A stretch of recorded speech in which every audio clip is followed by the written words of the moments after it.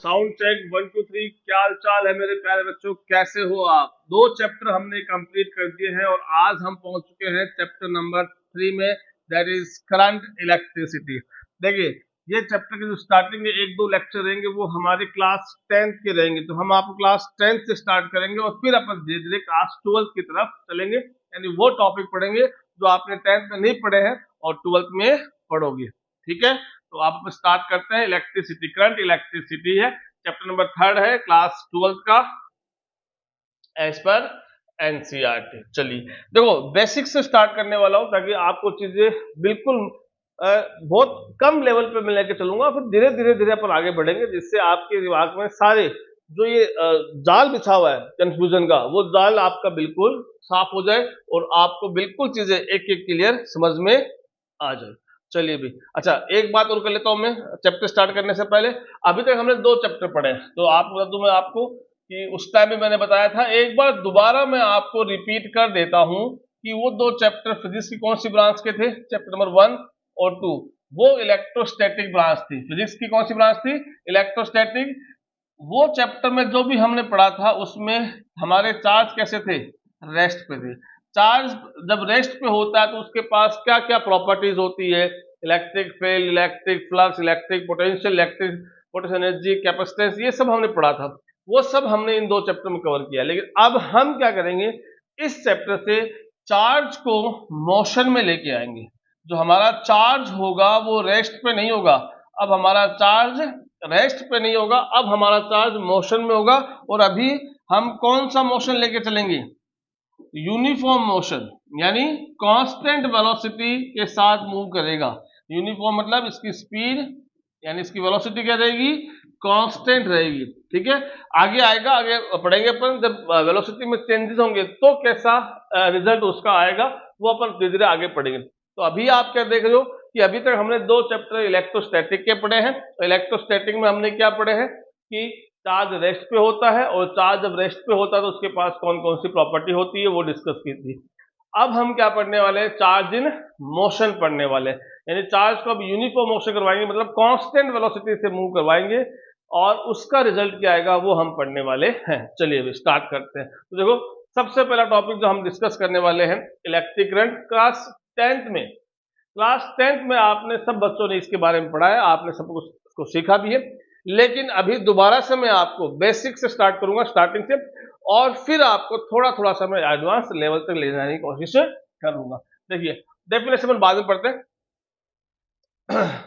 पहले एक बात करते हैं, क्या बात करते हैं, जैसे सपोज मेरे पास ये क्या है, ये है एक कॉपर का पाइप है, दिख रहा है, ये कॉपर का एक पाइप है। तो अभी इस कॉपर के पाइप को आप ऐसे मान लो कि कॉपर का वायर है। अब पाइप और वायर में क्या फर्क होगा? ये पाइप जो दिख रहा है आपको वो अंदर से होलो है, लेकिन अगर आप सपोज ये पूरा सॉलिड हो, अंदर से ये ऐसे खाली ना होकर बिल्कुल सॉलिड हो, तो ये कॉपर का वायर बन जाता है। और आप सबको पता है हमारे घर में जो वायरिंग होती है, इलेक्ट्रिसिटी जो वायरिंग होती है पूरे घर के अंदर, वो सारी वायरिंग के अंदर आप क्या देखते हो? कौन सा वायर होता है? कॉपर का होता है। कॉपर क्या होता है? बढ़िया कंडक्टर होता है। लेकिन सबसे बेस्ट कंडक्टर कौन सा होता है? सिल्वर होता है। लेकिन सिल्वर इकोनॉमिक वाइज बात करें थोड़ा कॉस्टली पड़ता है, इसलिए जनरली हम कॉपर का ही यूज करते हैं अपने घर के अंदर सारी वायरिंग के अंदर। आप देखो एग्जांपल लेते हैं कि आपको बताइए कॉपर किसका एग्जांपल है? कंडक्टर का। और कंडक्टर क्या होते हैं? मेटल्स होते हैं। कंडक्टर क्या होते हैं? मेटल्स होते हैं।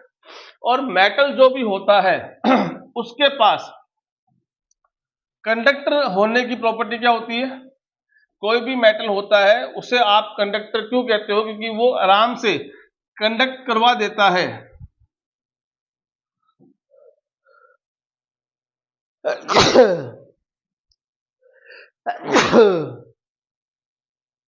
और कंडक्टर जो आराम से इलेक्ट्रिक चार्ज को यानी करंट को कंडक्ट करवाता है, क्यों? क्योंकि उसके पास क्या होते हैं?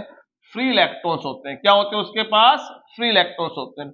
अब ये फ्री इलेक्ट्रॉन्स क्या होते हैं? तो सपोज करो जैसे मेरे पास ये एक मेटल की सीट है, मेरे पास ये एक मेटल की सीट है, कोई भी कंडक्टर मान लो, एल्यूमिनियम, आयरन, कॉपर, कोई भी एक कंडक्टर है, उसकी एक शीट है। ठीक है, अब इसके पास क्या होंगे? कॉपर का है सपोज, तो क्या होंगे इसके पास? कॉपर के एटम होंगे।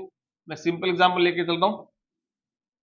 तो मैं ऐसे कुछ कॉपर के एटम शो कर रहा हूं आपके, और इनके आउटर ऑर्बिट में इलेक्ट्रॉन्स होते हैं। अब होता क्या है कि जो कंडक्टर होते हैं उनकी जो ये एटम्स होते हैं, उनके एटम्स की जो लास्ट ऑर्बिट होती है, उस लास्ट ऑर्बिट जो इलेक्ट्रॉन्स होते हैं, जो लास्ट ऑर्बिट इलेक्ट्रॉन्स होते हैं, वो अपने न्यूक्लियस के साथ टाइटली बाउंड नहीं होते हैं, लूजली बाउंड होते हैं। क्या होते हैं?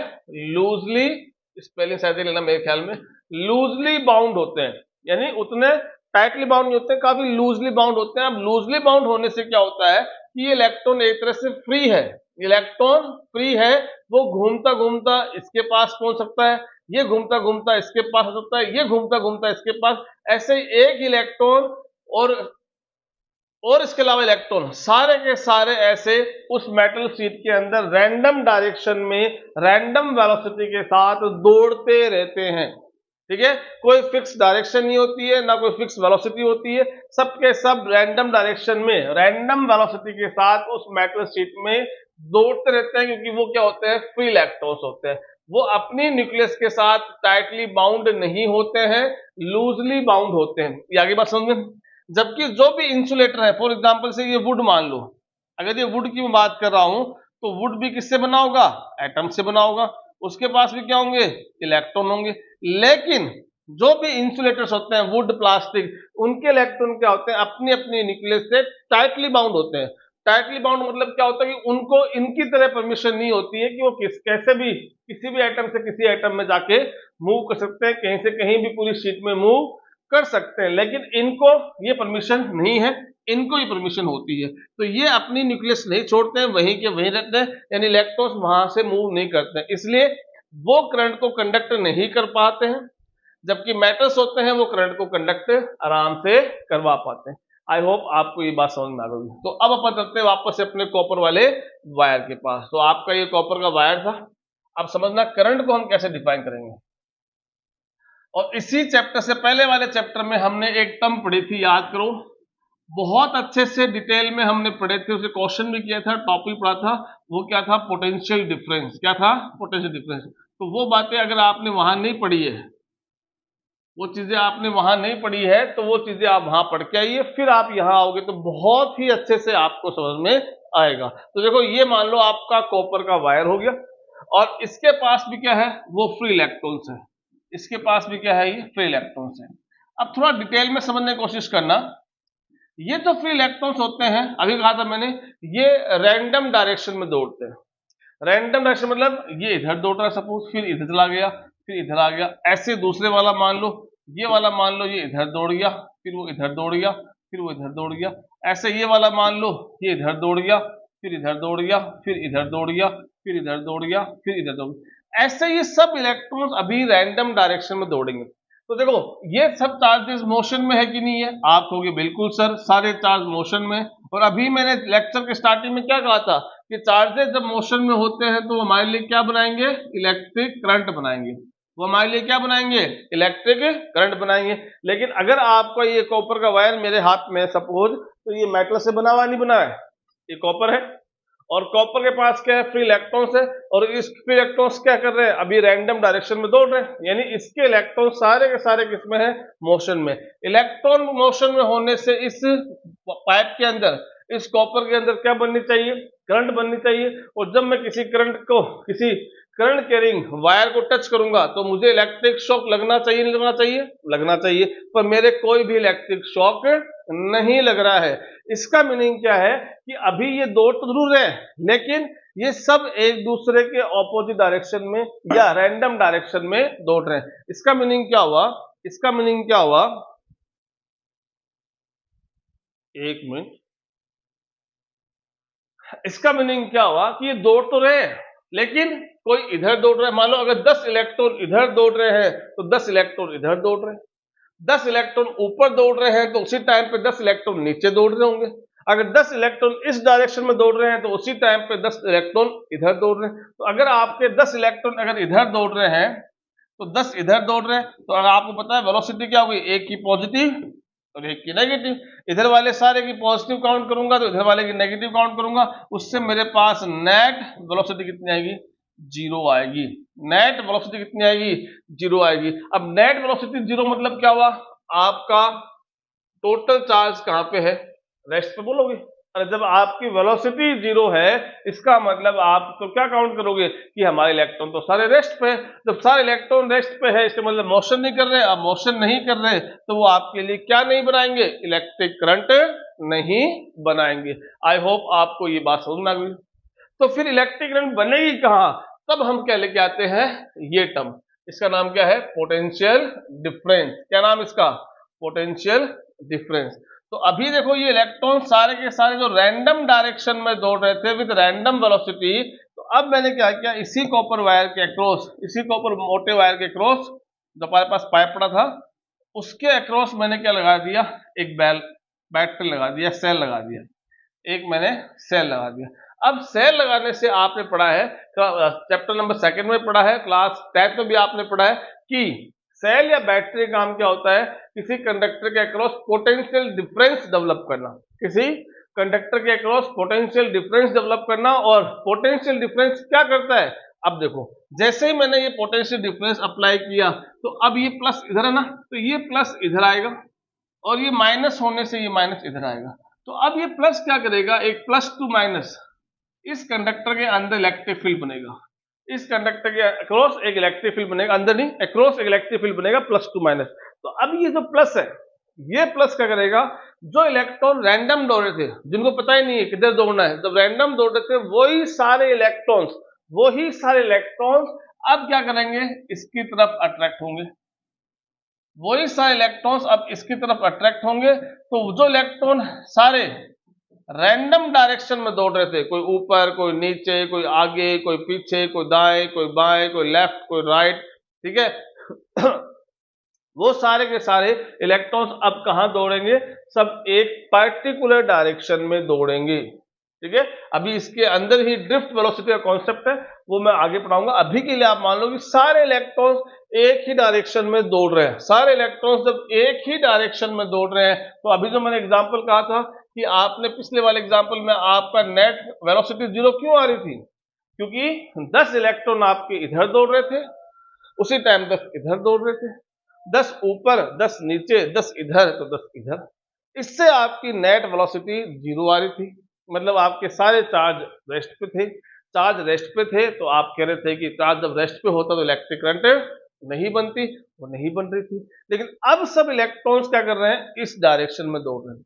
अब सारे इलेक्ट्रॉन जब इस डायरेक्शन में दौड़ेंगे तो उनके ऑपोजिट दौड़ने वाले इलेक्ट्रॉन तो नहीं है, जब सारे इसी डायरेक्शन में दौड़ेंगे तो उनके ऑपोजिट दौड़ने वाले इलेक्ट्रॉन तो नहीं है। इसका मतलब अब इस केस में आपकी नेट वेलोसिटी जीरो नहीं आएगी, कुछ ना कुछ नेट वेलोसिटी आएगी और कुछ ना कुछ वेलोसिटी आएगी। मतलब अब आप कहोगे कि हाँ, अब मेरे चार्जेस किसमें है, मोशन में है, अब मेरे चार्जेस किसमें है, मोशन में है। और जब चार्जेस मोशन में होंगे तो मेरे लिए क्या बनाएंगे, इलेक्ट्रिक करंट बनाएंगे, मेरे लिए क्या बनाएंगे, इलेक्ट्रिक करंट। तो ये सब इलेक्ट्रॉन जब इस डायरेक्शन में दौड़ रहे हैं, अब देखना इलेक्ट्रॉन सारे इस डायरेक्शन में दौड़ रहे हैं, लेकिन अब करते हैं कॉन्सेप्ट पे, याद करो कि आपका वाटर करंट कैसे बनती है, पानी कहां से कहां फ्लो होता है, पानी हमेशा हाई लेवल से लो लेवल पे फ्लो होता है, ऊपर से नीचे अपने आप, पानी हमेशा अपने आप हाई से लो फ्लो होता है। हीट का जो फ्लो होता है, ये मैंने सब सेकंड चैप्टर में बहुत डिटेल में पढ़ाया था कि हीट का फ्लो कहां से होगा, हाई टेम्परेचर वाली बॉडी से, हाई टेम्परेचर वाली बॉडी से लो टेम्परेचर वाली बॉडी पे फ्लो होगा।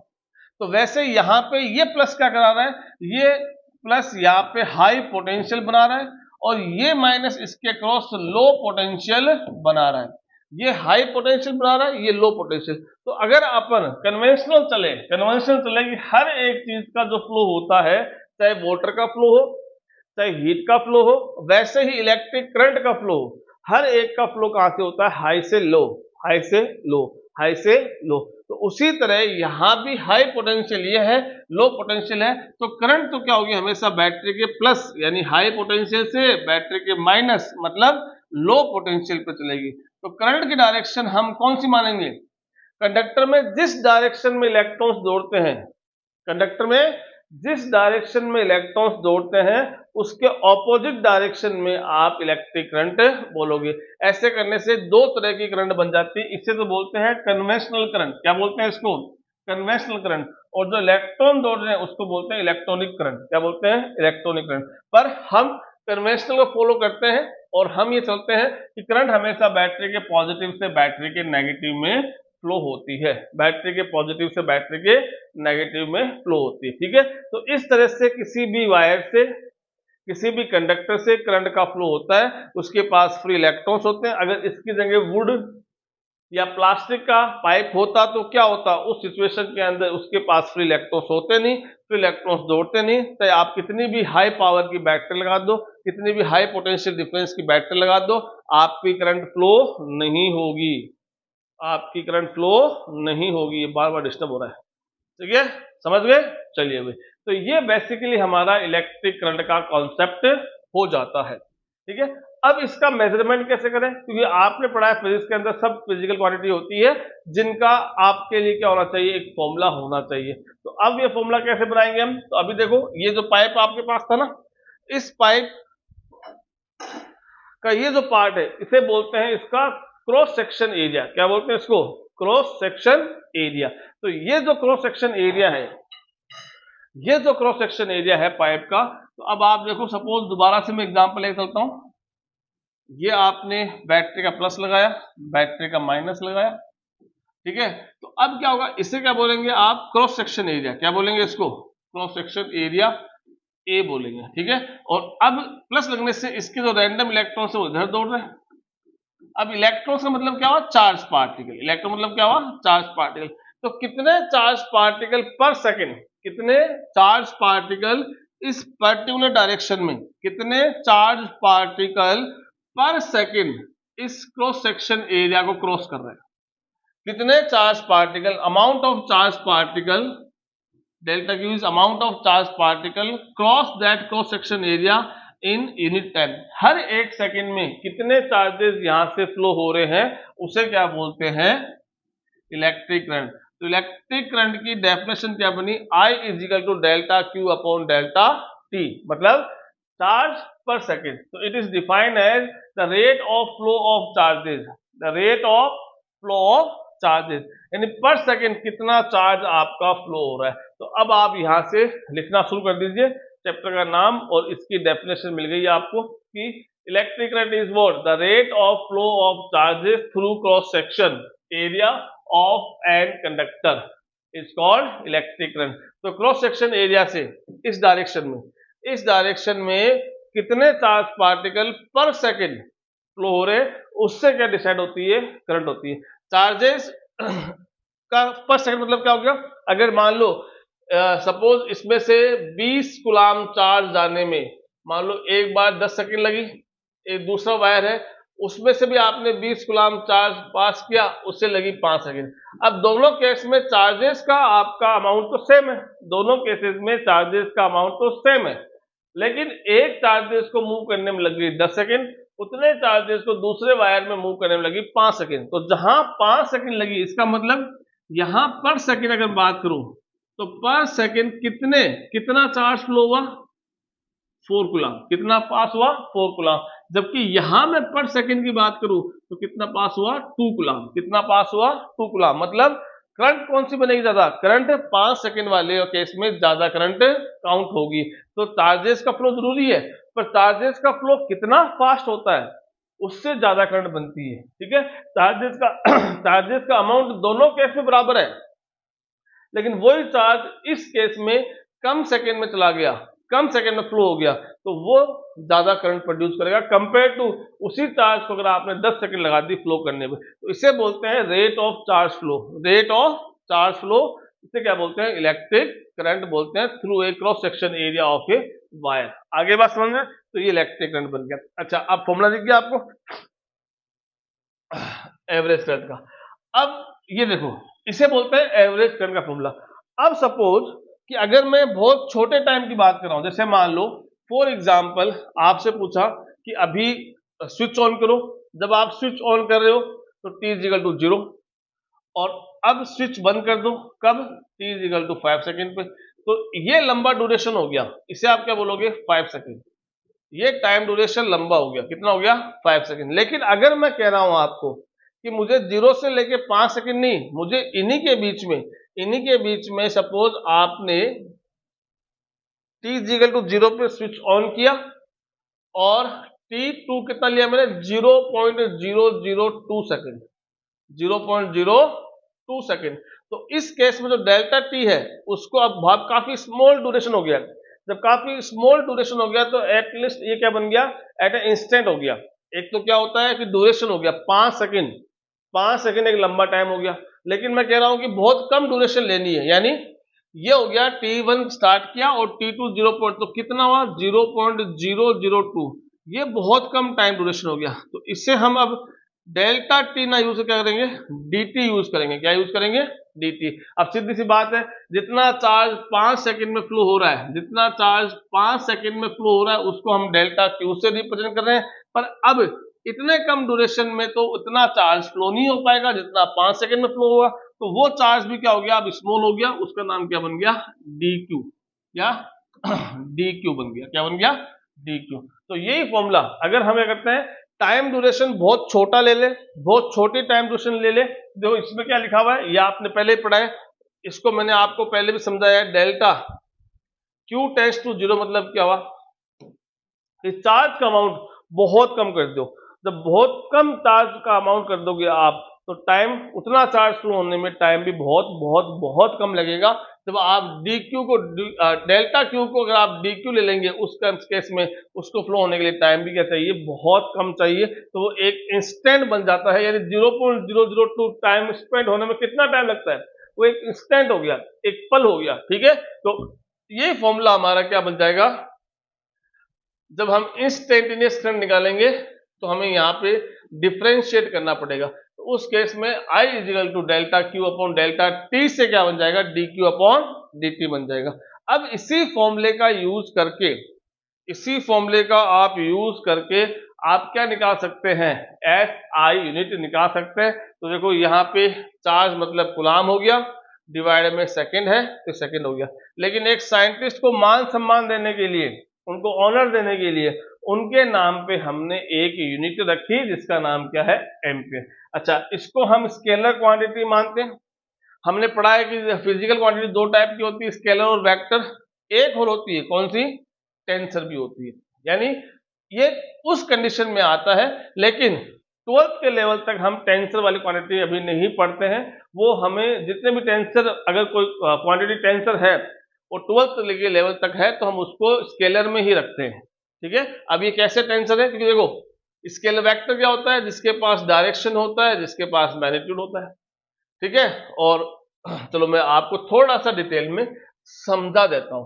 वेक्टर क्या होता है, जिसके पास स्केलर डायरेक्शन होती है, मैग्नीट्यूड होता है, और साथ ही साथ बड़ी इंपॉर्टेंट बात है, साथ ही साथ वो वेक्टर एडिशन के रूल्स यानी पैरेललोग्राम लो, ट्राइंगल लो फॉलो करते हो, यानी वेक्टर एडिशन लॉज फॉलो करते हैं, रूल्स फॉलो करते हैं।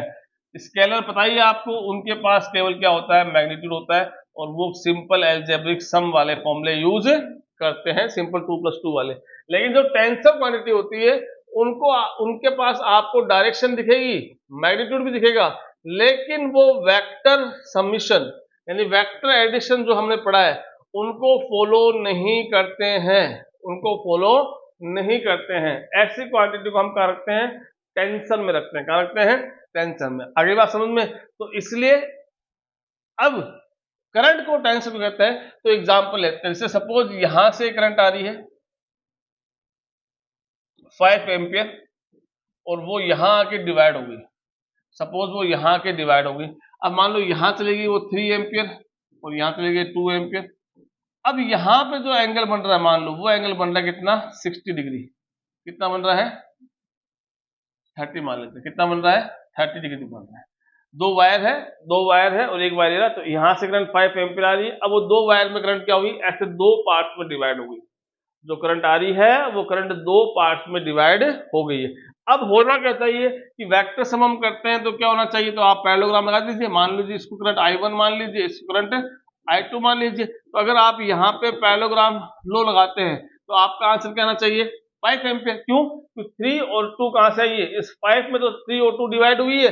पर अपन देखते हैं क्या इनको फॉलो करने से क्या आंसर 5 एम्पियर आता है या। तो चलो स्टार्ट करते हैं। 3 का स्क्वायर 9 प्लस, याद है ना parallelogram law, a square plus b square plus 2ab cos theta, तो a square plus b square plus 2a b और cos 30, cos 30 होता है √3/2।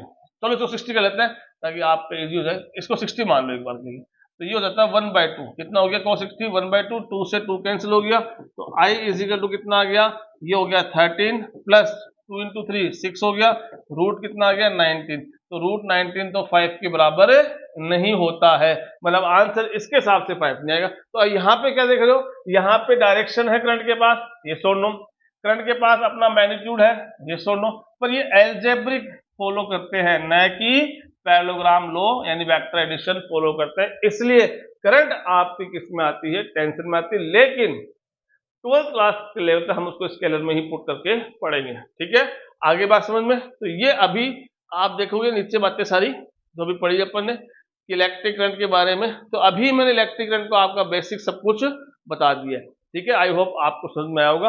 अब इस इलेक्ट्रिक करंट से लेके क्वेश्चन बहुत सारे बने हुए हैं, ठीक है, जो नीट के हैं, जेईई के हैं, सीबीएसई के, एससी वर्मा के, वो अपन अगली क्लास में डिस्कस करेंगे। Thank you.